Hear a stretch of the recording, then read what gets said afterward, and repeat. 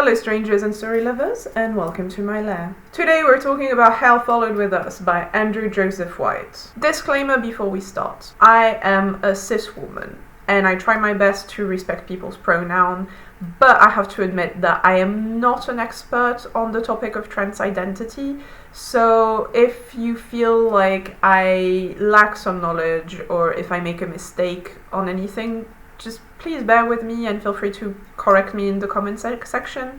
I got this book as a present from a dear friend of mine, and I have to say that I'm very pleased and relieved that I liked it. I have to say that I was dreading a little bit having to say that I didn't like a book that a friend gifted me, but luckily I don't have to.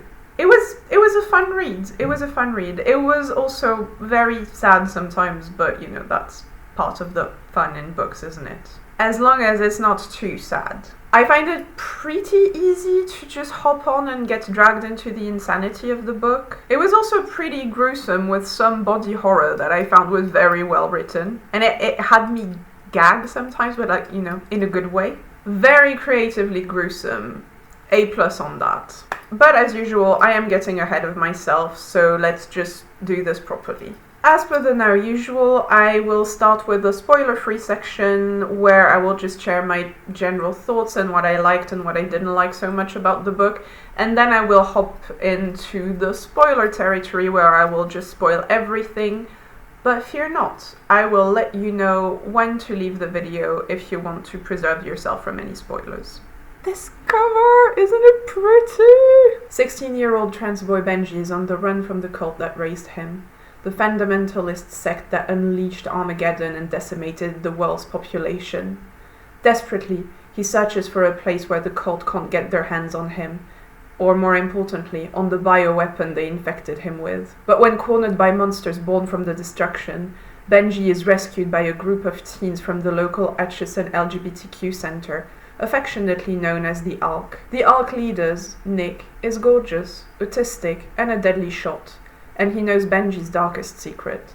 The cult's bioweapon is mutating him into a monster deadly enough to wipe humanity from the earth once and for all. Still, Nick offers Benji shelter among his ragtag group of queer teens, as long as Benji can control the monster and use its power to defend the ALC. Eager to belong, Benji accepts Nick's terms, until he discovers the ALC's mysterious leader has a hidden agenda, and more than a few secrets of his own. So the plot is exactly that. There's this cult that wiped out a huge part of the world's population, and now their goal is to finish the job and just like kill everyone that is not a part of their cult. And to do that, they try to transform our main character Benji into a monster called Seraph. The transformation is very slow and painful, and so throughout the book we watch Benji rot from the inside as he very slowly turns into the monster that will just destroy humanity, which surprisingly he's not very enthusiastic about.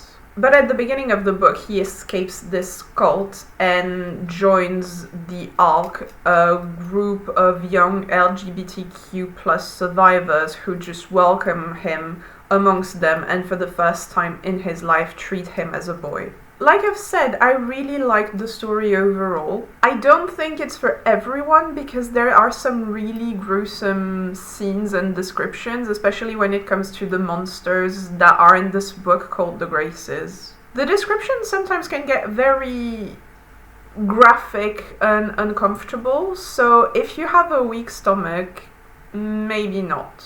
Then again, I don't particularly consider myself highly tolerant when it comes to gore, but then the gruesome parts were still some of the things that I enjoyed the most in the story. It was just the right amount for me, but then again I was told that I'm a little bit messed up sometimes, so I don't know.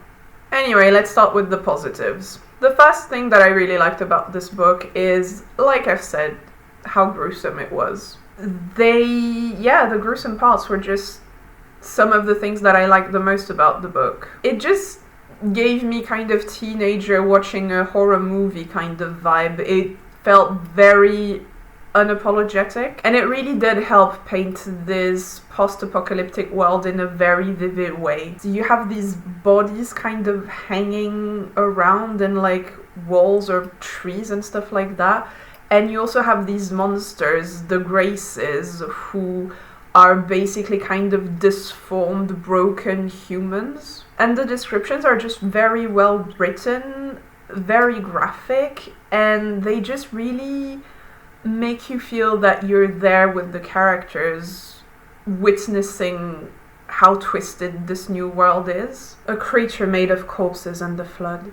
Sharpened ribs lining its back in a row of spines, eyeballs blinking between sinew, muscles so swollen they split the skin, rises from the wreckage. Claws the size of the arm bones curl around the truck cab and crumble it. Or its lower jaw has melted into its chest, and mollusks stick out of its collarbones. And mind you, the book is in first person, which I usually tend not to like, but I felt like here it really helped getting a bit more immersed in the world. Even though I do stand by my point that it does make the characters feel way more whinier than they would otherwise. But yeah, this book is first person and present tense, which I know can be kind of bad for some people. For me, I don't mind present tense in general, and I felt like here it didn't bother me. I felt like it was well utilized, and it really did make me feel like I was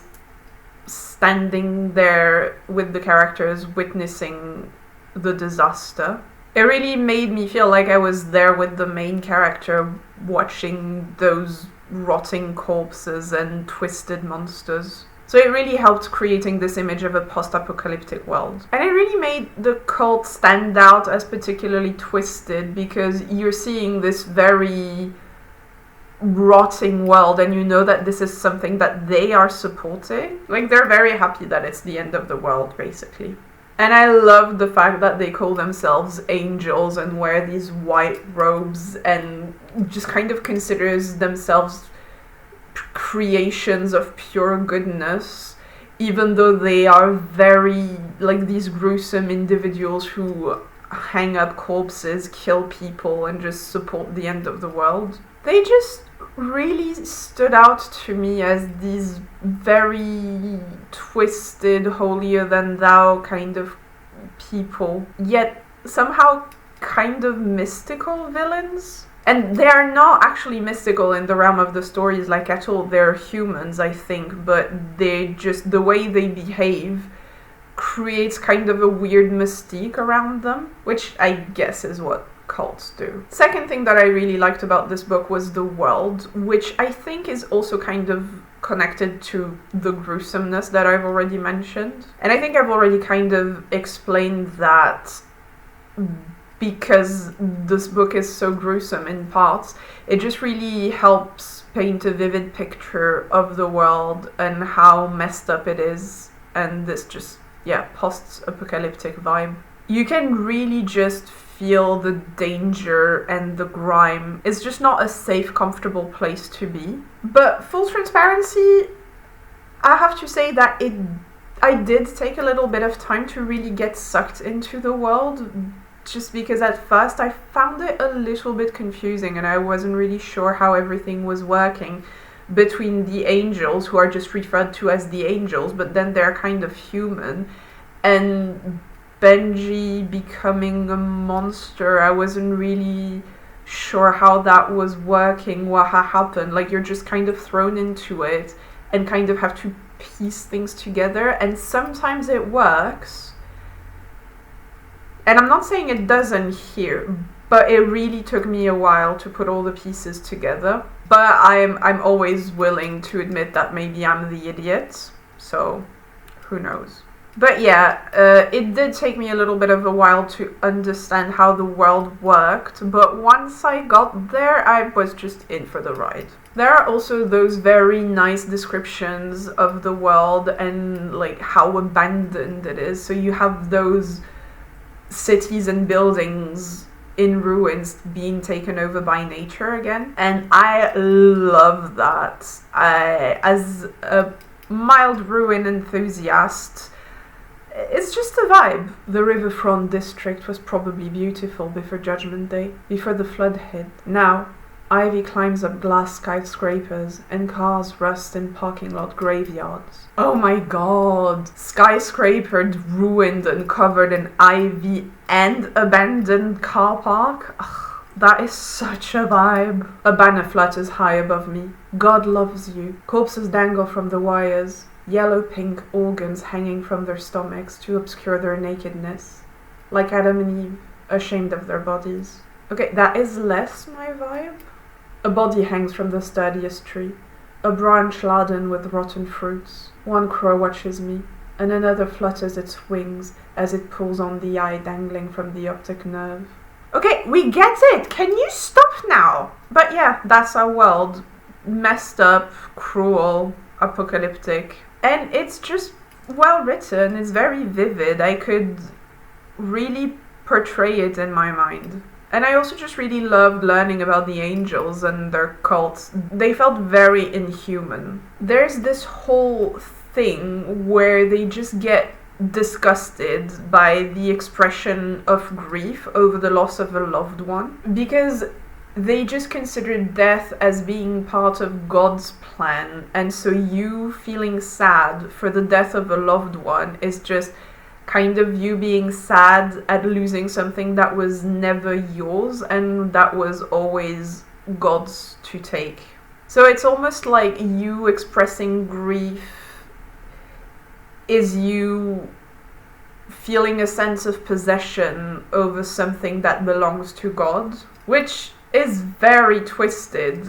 And I mean, like, I guess a lot of cults, a way of just making people feel guilty over very normal, basic human emotions. On the downside, there were a few things about the world that I didn't really get, especially towards the end, particularly where it revolves to Seraph and some other monsters. I don't know, they felt like minor inconsistencies in the world, maybe. Nothing too bad, and I'm generally pretty forgiving when it comes to that kind of things, provided I'm having enough fun with the rest of the story, which was definitely the case here. So I didn't mind, and like I said, I'm always willing to recognize that maybe I'm the one who missed something that was actually explained. But it did feel like there were some inconsistencies to me, or maybe some plot conveniences or things like this. I don't know, but it didn't really bother me. But if you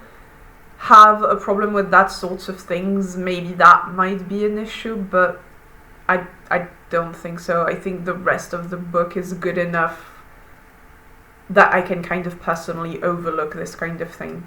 But yeah, just in case it could be a problem for you, I just feel like it's fair to mention it if I've noticed it. But I'll talk about it a bit later in the spoiler zone, because it does happen quite late in the story. The third thing that I really enjoyed about the book was the trans identity aspect. And again, I feel a bit wrong commenting on that aspect of the story as a cis woman who has no idea of how it feels to be a trans person. But based on what I know, I felt like this book was an interesting way for cis people to potentially understand a bit more, especially when it comes to this idea of feeling wrong in your own body, which for me, I felt like it was really easy to empathize with Benji on that, and not only on the being a man trapped in a woman's body, but also this idea of becoming a monster that made his body feel even more wrong to him somehow. And to me, I felt like connecting the two elements was an interesting way of just saying, you know, oh, you see how that body feels wrong, and if you were in his place, you would feel wrong too. So how is it so easy to understand that struggle, but not the struggle of him being trapped in a woman's body, if that makes sense? Like, in some way, it's so easy to relate to, oh, it must be so horrible becoming a monster and see your own body, like, changing and becoming misformed. So why is it that you can't understand that other struggle that's actually a bit more easy to understand, if that makes sense. And I felt also that it was doing a good job to explain to someone who doesn't really have this problem how hurtful and kind of patronizing it can feel to be misgendered. As in, you know, it's one way to know that it's hurtful and another one to feel it. And so I just thought it was interesting to be put in a position where you do actually feel the emotions connected to it. And I feel like for me this book kind of helped me feel that on behalf of the character. And like I said, me being a cis woman, that's kind of as far as it goes. Like I can say I feel like it was a good representation. I assume it is because the author is a trans man himself. So yeah, it's a bit delicate to explain really how I feel about it, but I felt like it was a good way for me to get a better understanding of the emotions. Not really a better understanding, but just kind of connect with the emotions, because like I said, knowing is one thing, feeling is another. So yeah, from my lack of knowledge and experience on that topic, I felt like it taught me something, if that makes sense. And I also liked to see all the nuances and the degrees to which people feel more or less comfortable with their own bodies. For example, we learn at some point that Benji doesn't feel the need to bind, like he's not that uncomfortable with having boobs. And I don't know, I felt like it was a nice reminder that there's no perfect little trans man guidebook, and it's just really about how a person feels and what makes them comfortable. And yeah, like I said, I just really liked how the trans identity was kind of connected with Benji becoming a monster, in the way that his body just felt wrong and other to him. It just made it very easy to relate to the concept of your body feeling other in a way that I think anyone can understand. Fourth thing that I really liked about the book was just the flow of the story. I was never bored. There was always a good balance of action, feelings, and emotion. And I don't have a lot to say on that. I just really wanted to give credit where credit is due. I enjoyed the pace. It kept me entertained throughout the whole book. But now let's talk about the negatives. And as I've said, I've enjoyed the book quite a lot, so my negatives are a bit more in the realm of nitpicking. It's not really negatives as much as it is perhaps things I missed or would have loved to see more.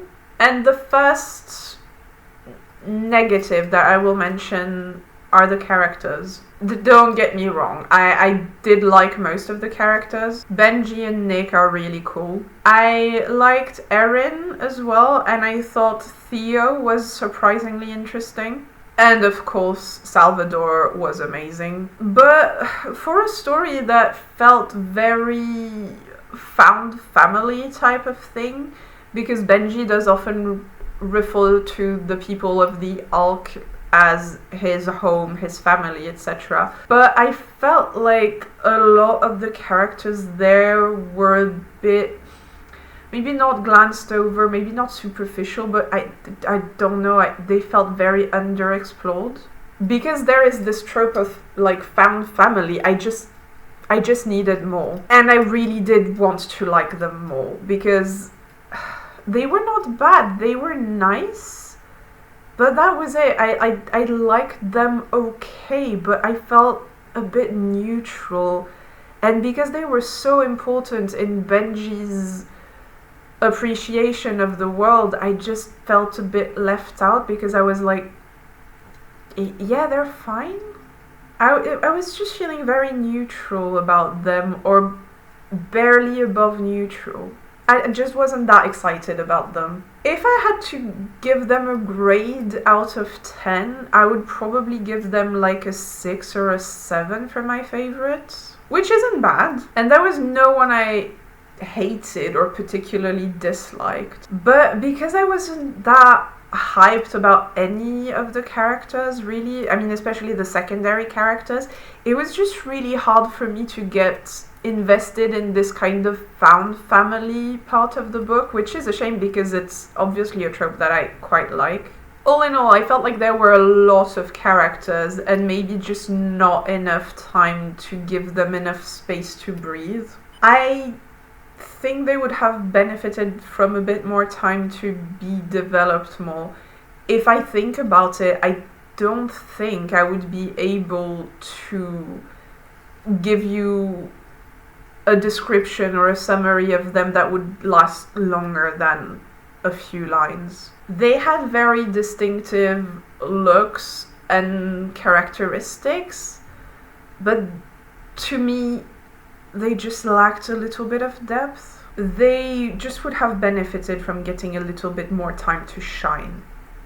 To me, at least. Like I said, I did like Salvador. Z was very sassy. Erin was kind and caring. Faith seemed relatively cool. But yeah, I just don't think I was that excited about any of them other than the main characters that I will talk about a bit more in my spoiler section. But yeah, Benji, Nick, and Theo, I would probably say were more interesting and had a bit more depth to them, but the other I was just never that invested. And because characters are generally what I'm the most interested in a book, and it's often the thing that will help me get into the story the most, I just really wanted to be more hyped about them. Second thing that I didn't really like about the book was that in some aspects, only in some aspects, I felt like the world was a bit too black or white for me, in the way that it almost felt like in this whole world, the people from the Ark were the only decent human beings, and everyone else were just complete assholes. Which to me felt a little bit like a missed opportunity. And I'm not talking just about the angels, because, you know, I understand that bad guys will be bad guys. But we meet at some point another group of people from the city around, and they're douchebags. There are some people that the Alk does trades with, like in exchange for food and medicines and everything. These people expect people of the Ark to kill some angels, which, you know, when you think about it, yes, of course, the people who force teenagers to go battle cultists are probably not going to be really good people. But yeah, of course, on top of that, they're also racist and transphobic. And yeah, I don't know, I guess it's not the end of the world. I mean, yes, technically, literally, it is. But yeah, I don't know, I understand that it's important to show these people as well, like the people who are not the complete, absolute baddest guy, how they can also make the situation worse for other people and people from the LGBTQ plus community. But I don't know, I just feel like it would have been interesting and kind of refreshing almost to see other types of people. And don't get me wrong, it's not like there are no nuances whatsoever. There are some nuances. For example, I felt like Theo was a very shade of grey kind of character who was really effective in how he showed how much external influences can shape you. And of course, some people in the Alk were more chill than others. Like, there were some assholes in the Alk as well. But it was more just this kind of idea that nobody outside of the Alk was really a good person. And I don't know, I felt like even the people from the Alk, when they did something bad, it just felt kind of not an afterthought, but like they were just forgiven very quickly. But yeah, even that overall I would say was probably just kind of a nitpick, to be honest. And I just enjoyed the book really much. It was a very fun read. If you are like into body horror and kind of decrepit, messed up world, I think you could have a really good time with this one. I sure did. And if you are interested in trans identity and in general in LGBTQ plus themes, I think this is also a good one, even though, like I said, I'm absolutely no expert. But since the author is a trans man, I assume that he knows what he's talking about. But yeah, I think that's gonna be it for the spoiler-free zone, my dears. We are now walking into spoiler territories, my friends. So if you do want to read the book and do not want to be spoiled, now is your time to leave. Leave a like, go read the book.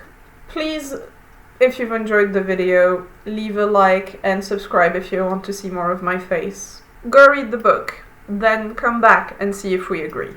And now, on that note, I consider all the non-spoiler people gone, so let's spoil. The story starts with our protagonist Benji, who is trying to escape New Nazareth, the place where the cult lives, with his father. And we start immediately with Benji just losing his father quite gruesomely to cult members. And we learn very quickly that Benji seems to have something very, very wrong with him when he starts puking some black liquid that he refers to as his organs. I spit in his face. Brother Hutch howls. Watery flood rot. Saliva mixed with my own putrefying insides drips into his eyes before he can wipe it away. And I'm backhanded so hard my vision explodes with sparks. Pain burns down like a swallowed hellfire, and my black liquefied guts come out of my mouth, and they're dripping onto my lips. Yeah, this book is something, and I love it. So Benji explains to us that this seems to be because he was induced with the flood, which seems to be some kind of virus.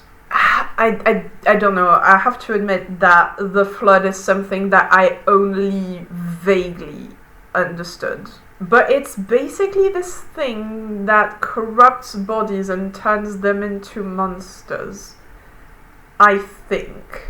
And the angels were trying to create a monster called Seraph using the flood.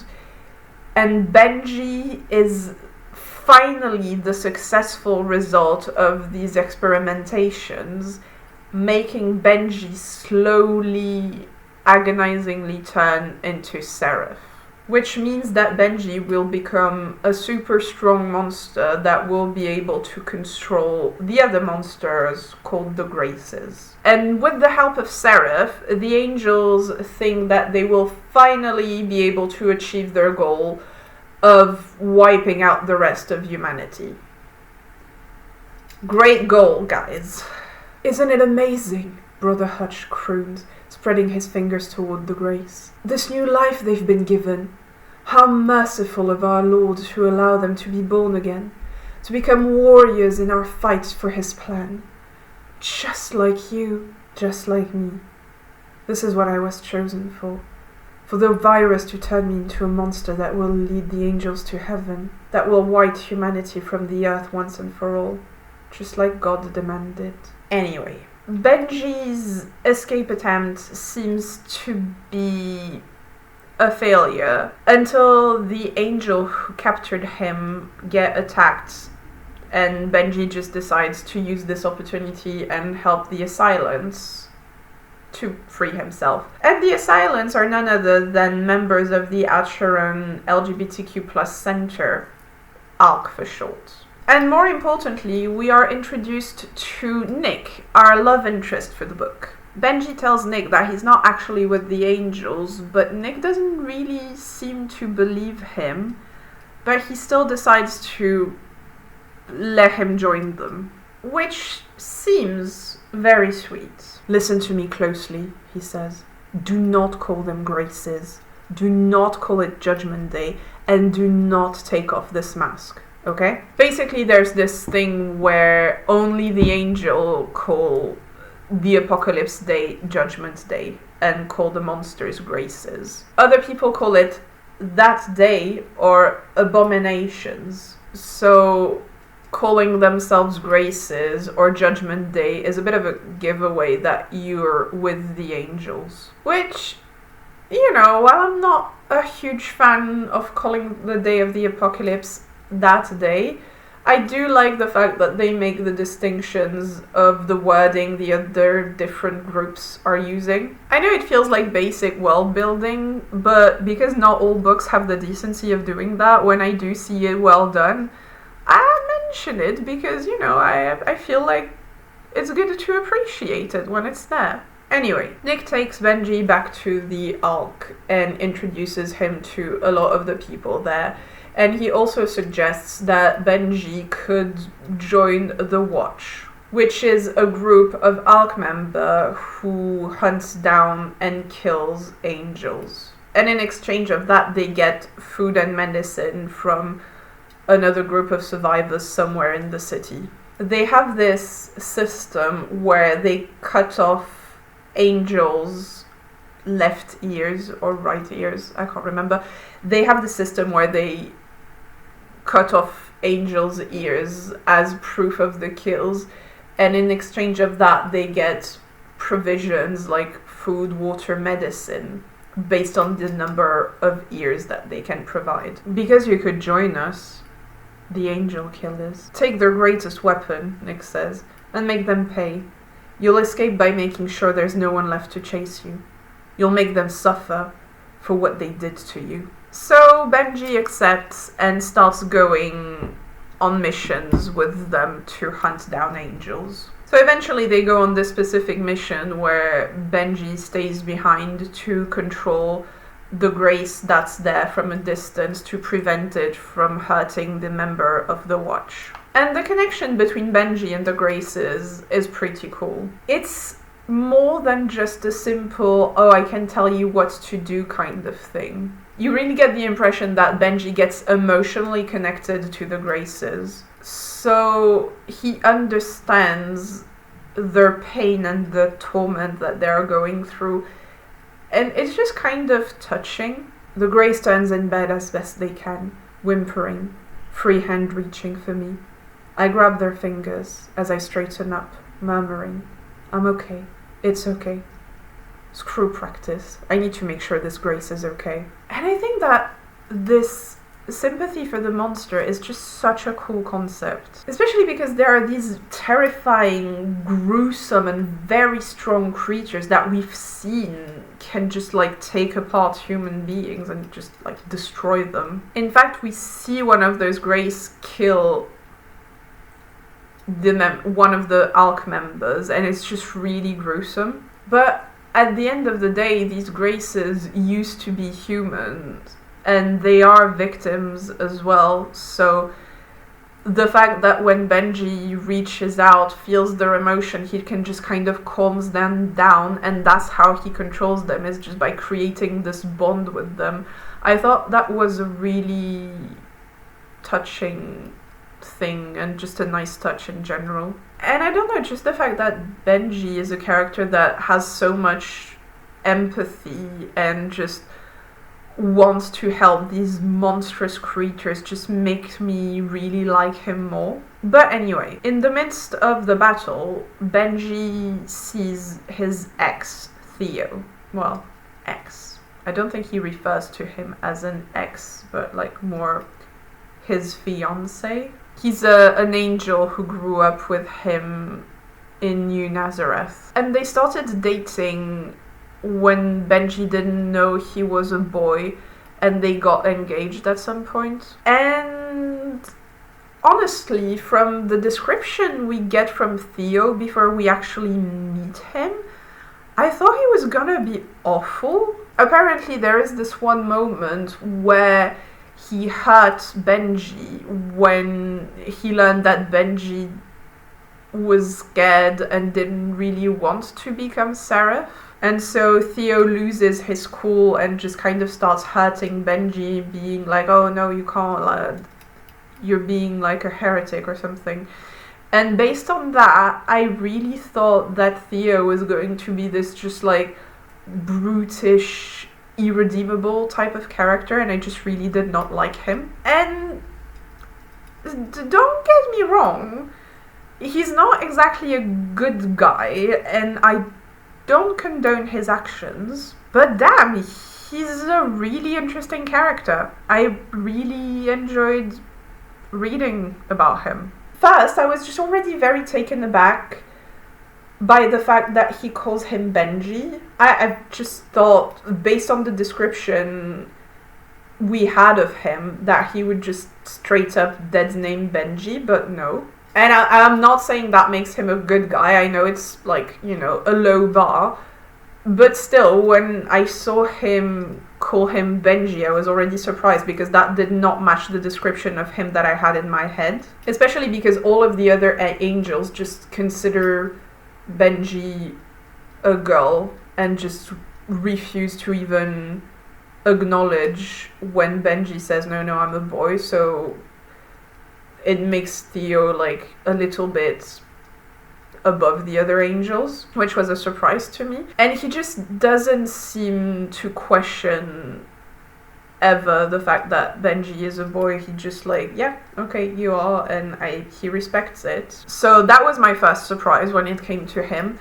And I also thought that he would be like this sleazy, manipulative guy, but he just genuinely seemed to be caring and just like to really honestly love Benji, which I was just, it was just not what I was expecting. He just did not seem manipulative. He just seemed regretful, lost, and very confused. So when Benji and him just kind of get back together, I got it. I never trusted him or thought that he was a good guy, but he was still very warm and reassuring. And so in this world that is very cold, very scary, it's just very understandable that Benji would just go back to such a warm presence, even if they have hurt you. So yeah, Benji and Theo kind of get back together for a while, which I never expected would happen, no matter how short-lived it is. So Benji keeps coming back to Theo regularly and brings him food and water supplies so he can survive. And they just spend some time together, but one day after visiting Theo, Benji goes back to the Alk and it's burning down and under attack. Benji does manage to save quite a lot of people with the others, but he deduces that Theo was very probably trying to distract him and keep him from going back to the Alk so he can save a lot of people. So Benji just, assumes that Theo is a bad guy who tried to get all of these people killed. Because the angels wanted to destroy the Alk, so Benji would have nothing left and would have to get back to them. So Benji just gets really angry, and I got a little annoyed. Because Benji sometimes just assumes things in the story and turns out to be right. And it's not too bad. It doesn't happen that often, but there are a few times where I felt like Benji was making assumptions, and it just kind of got me out of the story. The way I see it, it's a bit of a matter of the author knowing what's going to happen and that bleeding into the character's perceptions. But to me as a reader, it just feels like the character is making something up and without proof just deciding that it's true.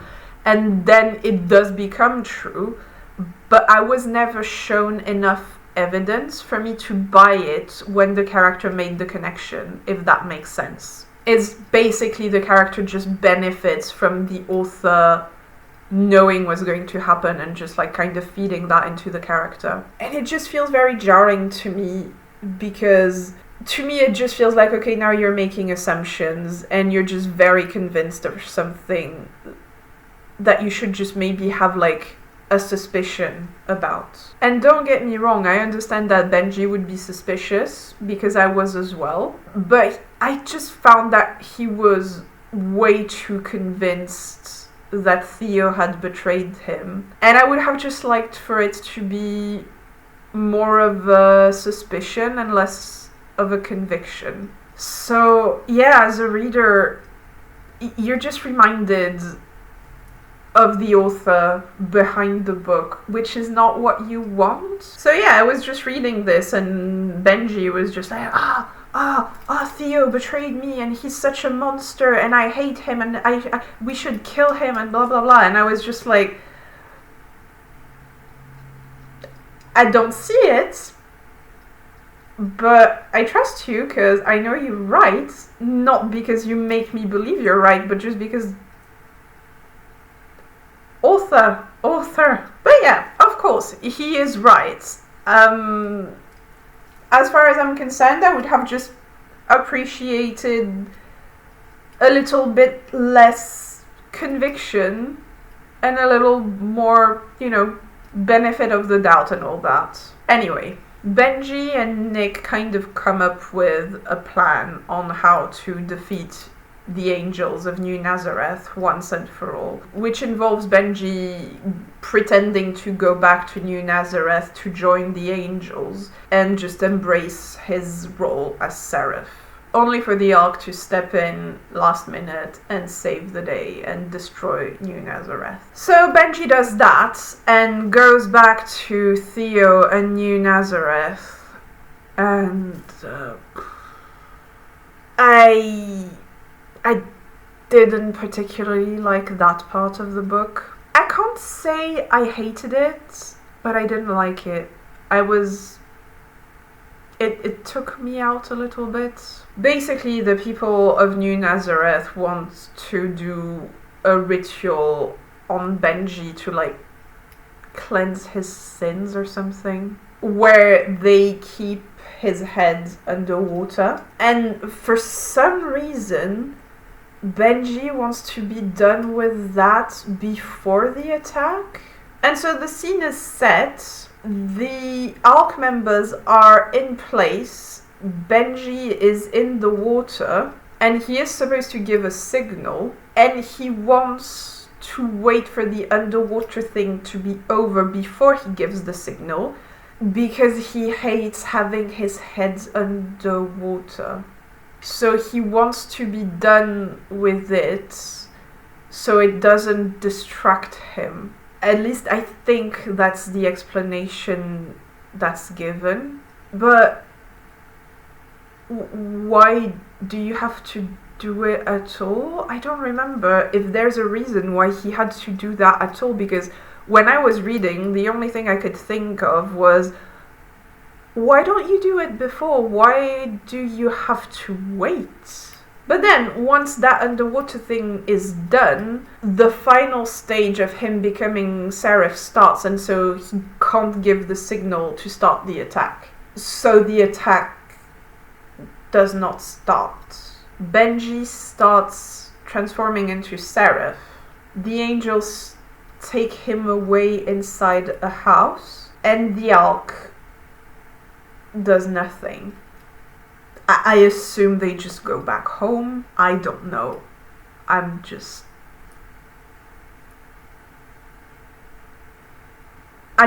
don't know. I don't know. Maybe I missed something. It just really confused me. I did not understand why Benji had to wait to be underwater, why they couldn't just skip the whole cleansing of sins underwater thing and just attack before, why he absolutely wanted to get done with this thing. I don't know. And then I don't know why the Ark didn't just start the attack regardless when they saw that Benji was being taken away. They just stood there and did nothing while Benji was being taken away and just being I guess they'll just win now. I guess they'll just wipe out humanity. So yeah, I was just left so confused after that. I just really struggled getting back into the story once that happened, because my brain was just constantly shouting at me, why?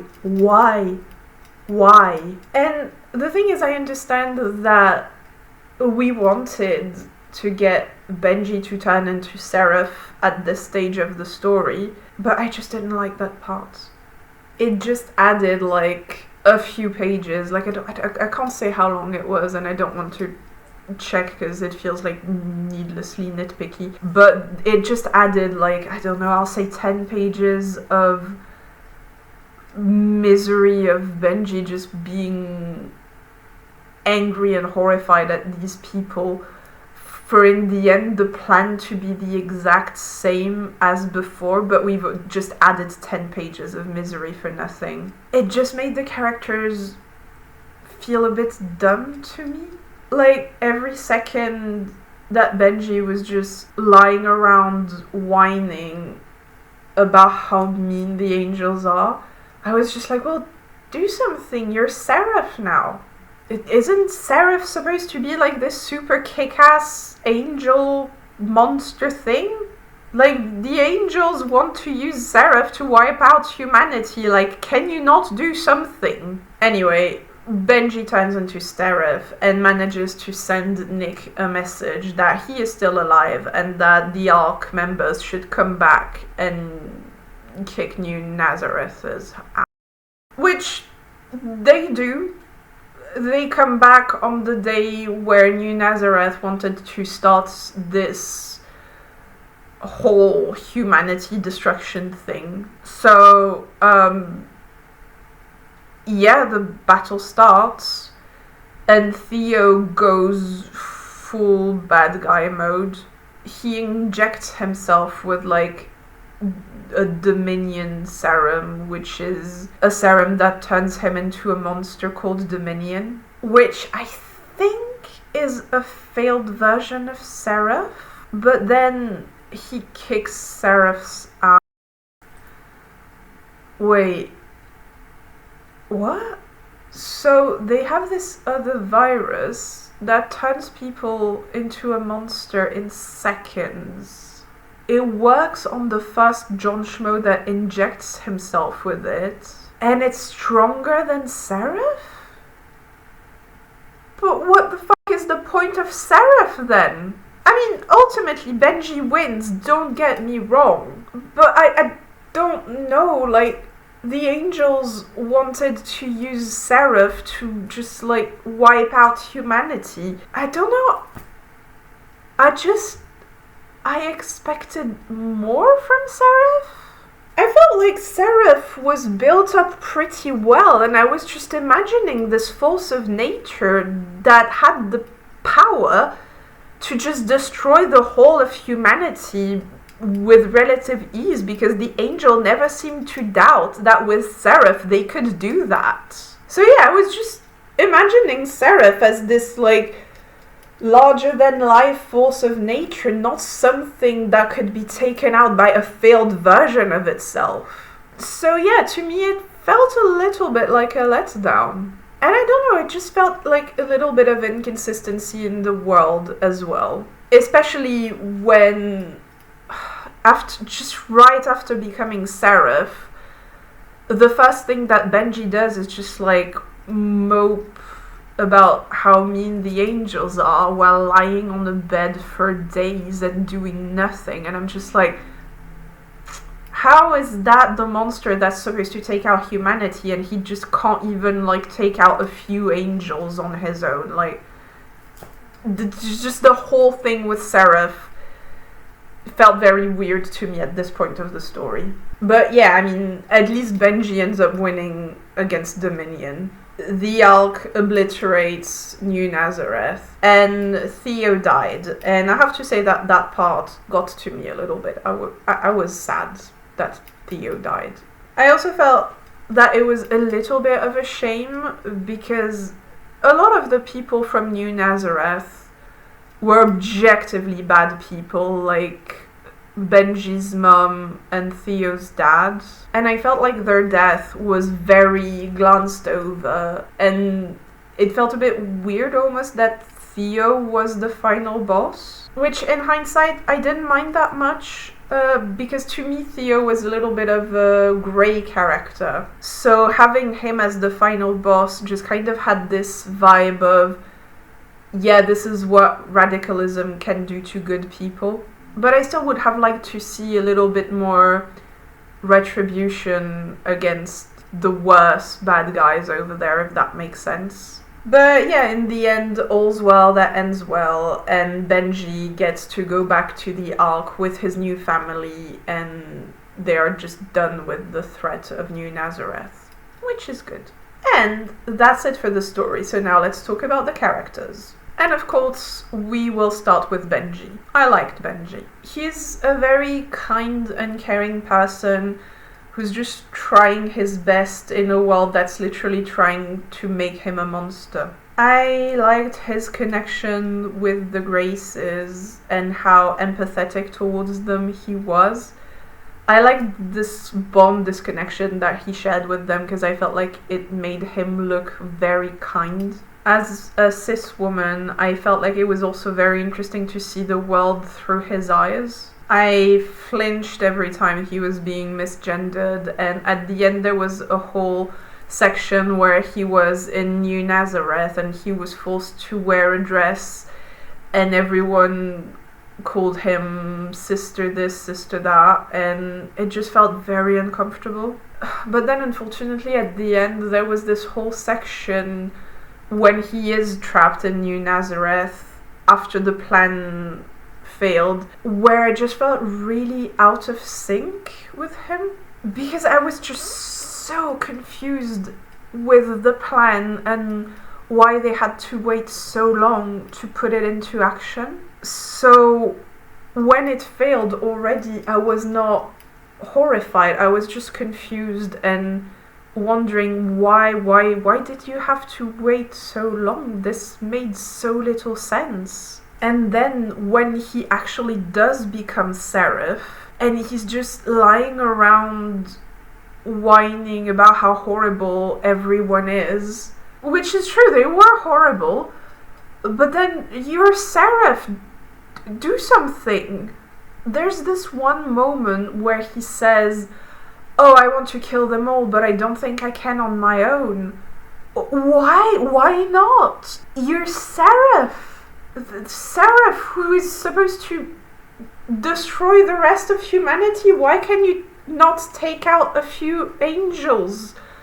That just got me so confused. I did not understand it. And because I felt like he had this solution to end the problem, I just could not sympathize with the problem. To me, every time he was complaining, I was just like, well then, fuck off, just leave. You can, you're Seraph.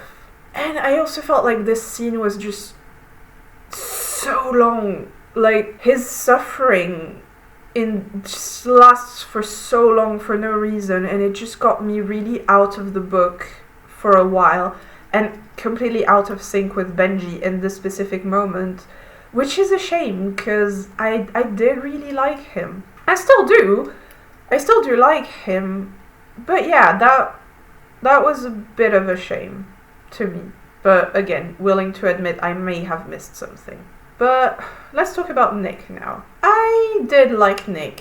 He's your typical cool and kind of mysterious, charismatic leader. It's a trope, and when it works, and here it works. He's cool.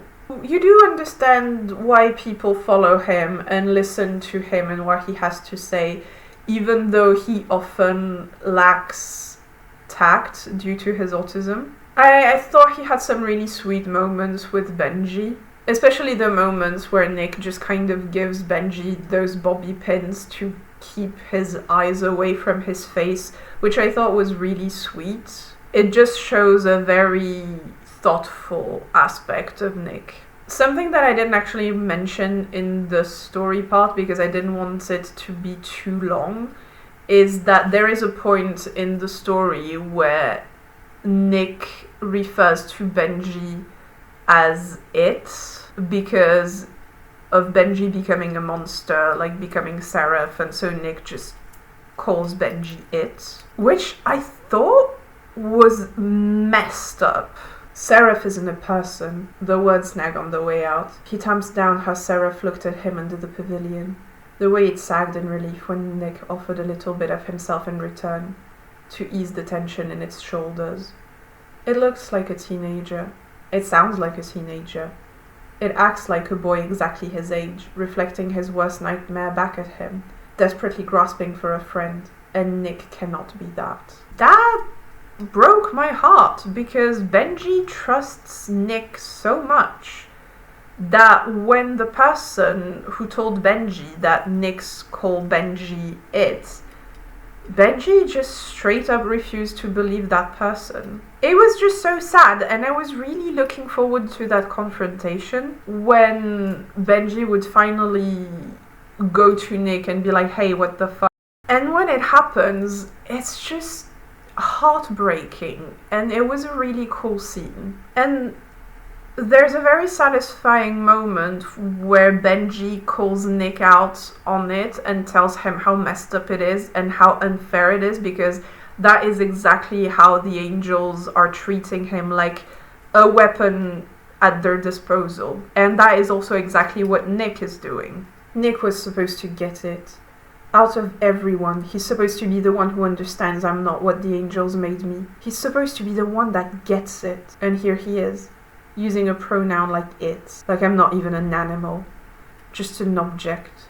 A hunk of flesh.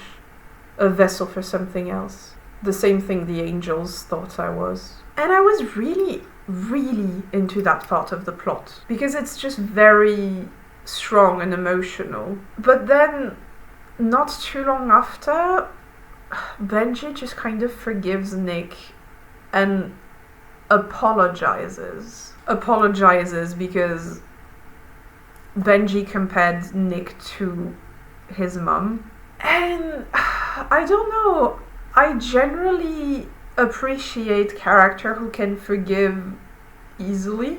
But yeah, I felt like Nick just had it easy there, because I just feel like what Nick has done was pretty messed up, and I feel like Benji just forgave him much quicker than he forgave a lot of other characters. Now, granted, it was just something that Nick had said and there was no victim, like nobody got physically hurt, but it's still such a betrayal. Very dehumanizing. Like, he was just calling him it, and he wanted to like use him as a weapon. Yeah, I don't know, I just felt like I didn't want there to be like this massive drama around it, but just a little bit more. But other than that, I did like their relationship. They were pretty sweet, and Nick had some really cool and cute moments of just being nice and supportive towards Benji, so that was nice. So now let's just talk about Theo. I think Theo was my favorite character, which caught me completely off guard. I did not expect it. You learn about him for quite a while before you actually meet him. You actually do meet him a bit later in the story, so you first get a glimpse and an understanding of him through Benji's thoughts about him. And because we learned pretty early on that he hurt Benji, I was expecting him to be this completely irredeemable, manipulative douchebag. So I just really did not expect that I would like him in any sort of way. But then we do meet him, and yeah, I like him. I was even reading my note when I worked on the script for the video, and I saw one of the notes that was like, wait a second, why do I like him even though I know he's done something bad to Benji? Because he's sweet, he just is. He's just very caring and understanding and supportive. When I get sick a few seconds later, Theo rubs my back and I spit rot onto the floor. He kisses my temple and brushes hair from my face, because the bobby pins aren't there to keep it back. There's a scene where Benji has literal chunk of skin missing in his jaw area. So it's completely disgusting, and he's vomiting this red liquid that's basically his organs, and Theo is just there massaging his back, kissing him, and just being supportive. And there's a moment where he starts actually kissing him, like not just kissing his forehead, but like really kissing him. And it's just kind of gross. And even Benji is like, hey, that's gross. But then it just becomes bizarrely sweet and he's like, oh, I'll just kiss your other cheek then. And Benji just starts kind of feeling better. Like he's not this gross creature morphing into a monster. And it's just really nice. And there's never a sense that Theo forces himself to do it, as in to manipulate Benji. It's just kind of who he is, and he just loves Benji so much that it doesn't matter to him whether Benji is a man, a woman, or even a monster. Theo is just gonna love him regardless. And that is just very sweet and makes him look like a good person, even though there are other parts of him that are more sinister. And yeah, that darkness that comes from within him is due to him having been raised by assholes who taught him a very twisted worldview. And unlike Benji, he hasn't been able to take a step back and question it and just realize that it's bullshit. And yeah, I think that's what makes him so interesting to me and why he ended up being my favorite character despite having monstrous elements to him, is that you can see that there are elements of a good man in him, but he was just completely messed up by this cult. And it's just really heartbreaking. And I think it makes him and Benji a really good duo. Not couple, please note, not couple, duo. As in thematically in the book, they function in an interesting way together. Because they kind of show two sides of what can happen to good people who are raised in such a cruel environment. The thing is, Benji has his priorities wrong. Benji puts people first. It makes him sweet, but it makes him weak. Theo puts the angels first, puts righteousness first, puts God first. He always has. On one hand, you have Benji, who managed to get out of there and become a better person for it. And on the other hand, you have Theo. You can see the good person underneath all of the layers of the bad teachings. But ultimately, he can end up becoming as bad as his tormentors if he doesn't challenge those beliefs. Is that what he was?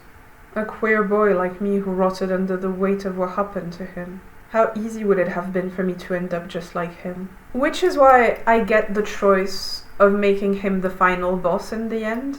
And when I first read the story, I was a bit like, oh, but he wasn't the worst character. Why is he the main villain to defeat? But now in hindsight, I kind of like that choice. This showing that these cults can make a monster out of good people is interesting, even though it's heartbreaking. And I would have just liked for the actual villain to get a bit more retribution for their actions. But on that note, I think I'm done. All in all, I really enjoyed the book. Very fun read. If it sounds like your cup of tea, honestly go for it. If the gruesomeness sounds a bit too much for you, maybe don't. Anyways, that's it for Hell Followed With Us. Leave a like if you like the video, subscribe if you want to see more of my face. Thanks for tuning in, and continue to enjoy stories.